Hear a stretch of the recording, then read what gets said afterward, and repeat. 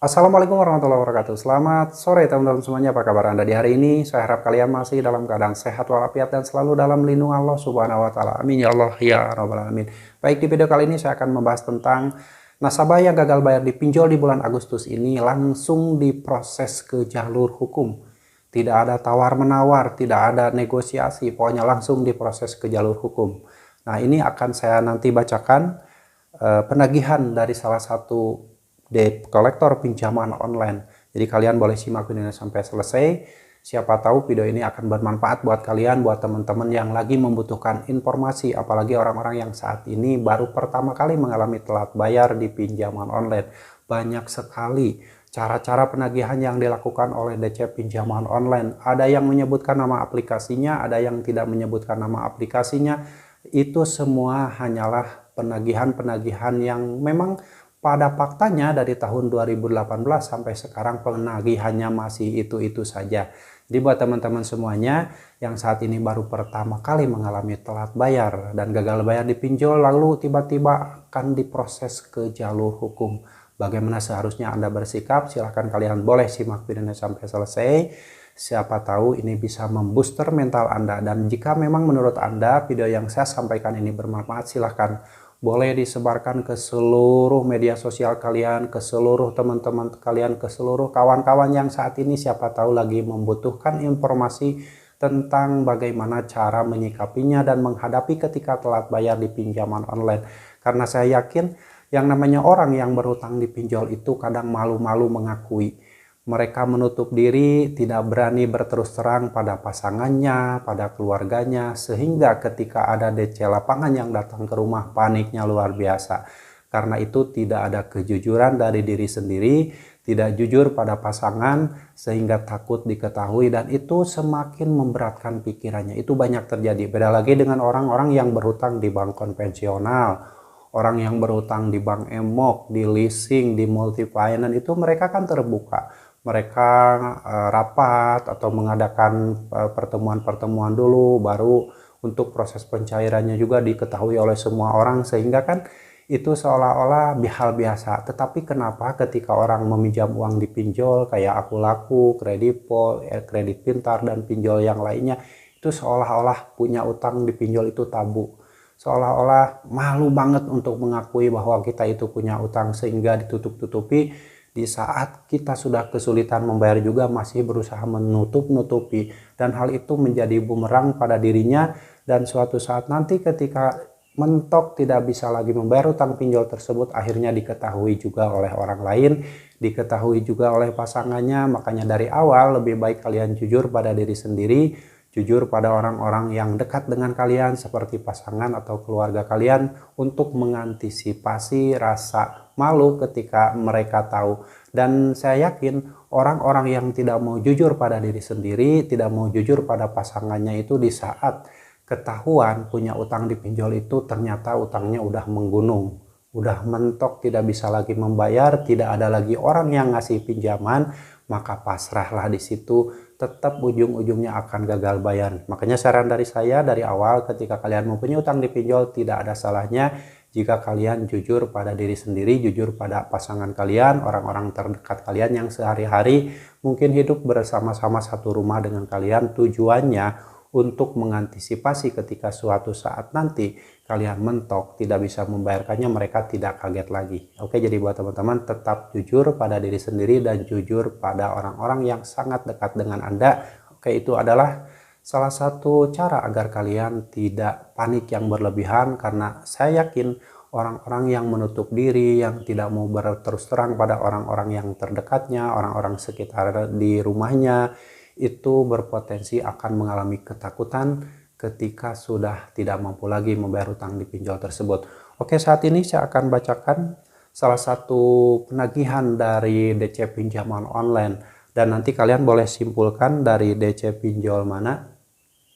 Kalian bisa lihat nanti penagihannya seperti apa, dan dari DC pinjaman online apa, legal atau ilegal, kalian bisa lihat nanti, karena di sini dituliskan nama pinjolnya. Jadi kalian bisa simpulkan, boleh ketikkan di kolom komentar pinjolnya apa ya, legal atau ilegal.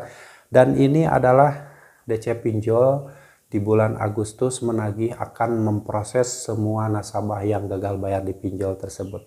Silahkan dilihat di sebelah kanan saya tampilkan langsung di layar.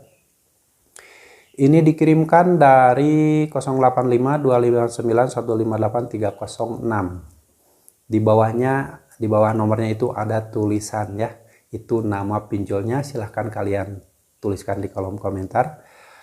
Pagi Bapak Ibu, infokan kepada keluargamu atas nama memiliki tagihan di APK yang mana sampai dengan sekarang belum dibayarkan. Saya sudah cukup berikan solusi dan senggang waktu kepada beliau yang mana sampai sekarang belum ada pembayaran.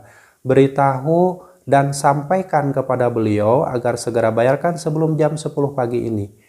Karena data akan diproses oleh tim lapangan yang mana akan ada penjemputan dana ke lokasi rumah atau kantornya siang ini, dan tim legal akan proses hukum jika beliau tidak kooperatif bayar. Lalu di bawahnya ada nama pinjolnya. Nah ini teman-teman, ketika penagihan seperti ini yang dikirimkan oleh DC Pinjaman Online yang mengatakan akan melakukan penjemputan dana langsung ke rumah nasabah, ke lokasi rumah atau ke lokasi kantor. Hal ini bisa menciptakan kepanikan dan ketakutan luar biasa dari orang tersebut. Saya yakin ketika diancam seperti ini langsung akan pontang-panting nyari duit. Nyari kemana-mana, pinjam ke teman, pinjam ke saudara, pinjam kemana. Pokoknya hilang rasa malu meminjam uang kemana-mana. Dan meyakinkan kepada orang-orang yang akan dipinjam uang tersebut bahwa uangnya akan dikembalikan dalam waktu dekat. Padahal itu hanya asumsi. Ketika uangnya yang hasil meminjam tersebut dibayarkan ke utang dipinjol, tidak akan pernah selesai. Justru utangnya semakin bertambah. Makanya udah beribu-ribu kali bilang, saya sampaikan jangan pernah membayar hutang dipinjol dengan membuat hutang baru. Dengan gali lubang, tutup lubang, meminjam ke teman, meminjam kemana-mana. Jangan pernah dilakukan. Jika kalian sudah tidak mampu bayar di satu pinjol, maka stop pembayaran, gagal bayarkan. Dengan gagal bayar, kalian akan selamat dari jeratan hutang yang lebih besar. Dan mentok di satu lubang hutang. Coba kalau kalian membayar satu hutang dengan meminjam lagi, membuat hutang baru. Hutang kalian semakin bertambah, semakin banyak, dan itu tidak akan pernah kalian sadari.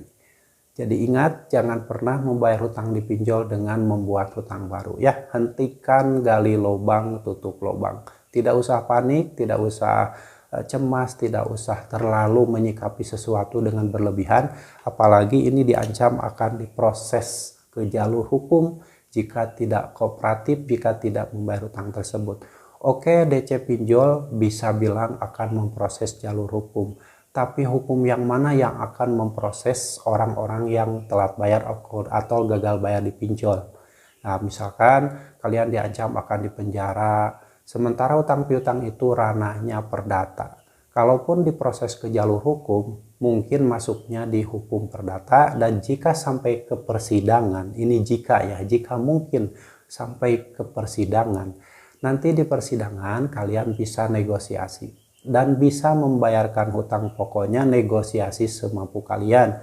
Contoh misalkan hutang kalian 1 juta. Kalian hanya bisa mampu 1 bulan itu membayar Rp5.000. Ya sudah, dicicil Rp5.000 per bulan sampai lunas 1 juta tersebut tanpa bunga, tanpa denda. Itu kalian bisa negosiasi seperti itu di pengadilan. Ya kalau langkah-langkah gagal bayar itu sampai diproses ke pengadilan perdata. Karena pada faktanya sampai saat ini saya belum pernah melihat langsung ya, belum pernah melihat langsung ada orang yang mempunyai hutang piutang dipinjol diproses ke jalur hukum perdata. Ini hanyalah pola-pola dan cara-cara penagihan yang dilakukan oleh DC pinjol. Konsepnya hanya untuk menakut-nakuti kalian saja, terutama orang-orang yang baru pertama kali mengalami telat bayar di pinjol. Saya yakin ketika diancam akan diproses ke jalur hukum, langsung akan pontang-panting nyari dana talangan. Karena takut, apalagi orang yang tidak jujur tadi pada pasangannya, pada diri sendiri, sehingga takut diketahui. Disembunyikan hutang dipinjol tersebut. Itu akan berpotensi gali lubang, tutup lubang, mencari dana talangan kemana-mana. Dan nanti akan sadar ketika sudah mentok, uangnya sudah tidak ada, barangnya sudah habis dijual, sudah gali lubang kemana-mana, tidak ada lagi yang ngasih pinjaman, di situ akan sadar. Makanya dari awal antisipasi, ketika kalian punya hutang dipinjol, lebih baik jujur pada orang terdekat Anda, tidak usah ditutup-tutupi, jangan sampai Anda menjual aset berharga Anda untuk membayar hutang dipinjol. Baru satu pinjol, saat tidak mampu bayar, gagal bayarkan langsung. Jangan memikirkan hal-hal yang aneh, jangan memikirkan proses jalur hukum, jangan memikirkan akan didatangi tim DC lapangan yang galak, yang akan mengambil dana langsung secara tunai di rumah kalian. Itu hanya pola-pola penagihan yang dikirimkan oleh DC pinjol untuk menakut-nakuti kalian, untuk mengendalikan pikiran kalian dari jarak jauh. Kalau kalian takut ketika diancam seperti itu oleh DC pinjol, maka kemungkinan besar akan terjadinya gali lubang, tutup lubang. Kalian akan panik, nyari duit kemana-mana, pontang-panting, gak peduli, gak ada rasa malu sedikit pun meminjam uang ke orang untuk bayar utang dipinjol.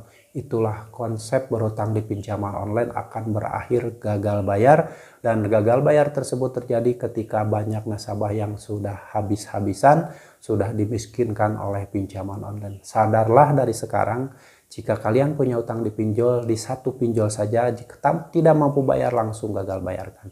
Jangan mikir yang aneh-aneh, jangan gali lubang tutup lubang. Stop di satu lubang hutang. Jangan ditambah lagi membuat hutang baru, baik itu hutang dipinjol atau hutang dimanapun. Lebih baik seperti itu karena kalian berpotensi tidak perlu menjual aset berharga kalian. Harta benda kalian akan selamat dan hidup kalian juga akan selamat setelah memutuskan gagal bayar. Karena orang-orang yang merawat pinjol, sekuat apapun, sebanyak apapun harta bendanya, endingnya pasti gagal bayar. Makanya buat teman-teman, hati-hati jangan membayar hutang dipinjol dengan membuat hutang baru, dengan gali lubang tutup lubang yang akan menjadi bumerang dan malapetaka di kehidupan kalian di kemudian hari. Oke, semoga sharing ini bermanfaat, dan kalian yang saat ini diancam akan diproses ke jalur hukum ketika tidak membayar hutang pinjol atau akan didatangi tim DC lapangan ke lokasi langsung ngambil uang tunai langsung dari kalian, gak usah panik. Itu sebagian dari cara-cara penagihan yang dilakukan oleh DC pinjol untuk menciptakan ketakutan di diri kalian, sehingga kalian berpotensi melakukan pembayaran di pinjol tersebut dengan cara apapun, dengan cara menghancurkan mental kalian, dengan cara menghancurkan harta benda kalian. Jangan lagi dilakukan. Stop pembayaran selamanya jika kalian sudah diancam-ancam oleh DC pinjaman online. Oke, semoga ini bermanfaat buat teman-teman semuanya dan menjadi motivasi. Dan semoga saja mulai saat ini pikiran kalian yang baru pertama kali mengalami telat bayar di pinjol semakin terbuka, semakin berani, tidak lagi takut ketika diancam apapun oleh DC pinjaman online. Ingat, ancaman tersebut hanya berupa ketikan, hanya berupa tulisan. Faktanya tidak ada. Kalian tetap tenang, lebih baik kalian fokus saja dengan aktivitas kalian sehari-hari. Jangan pernah meninggalkan kegiatan dan aktivitas kalian sehari-hari hanya untuk demi ketakutan, demi mengikuti kepanikan ketika diancam oleh DC pinjaman online. Tetap beraktivitas seperti biasa, normal seperti biasa, layaknya tidak ada apa-apa. Perjuangkan hidup kalian, perjuangkan keluarga kalian. Jangan memperjuangkan pinjaman online, karena dengan seperti itu insya Allah kalian akan selamat dan tidak akan pernah hancur mental kalian, tidak akan pernah habis harta benda kalian jika dari awal kalian sudah antisipasi mempunyai hutang dipinjol itu tidak mampu bayar dengan gagal bayar.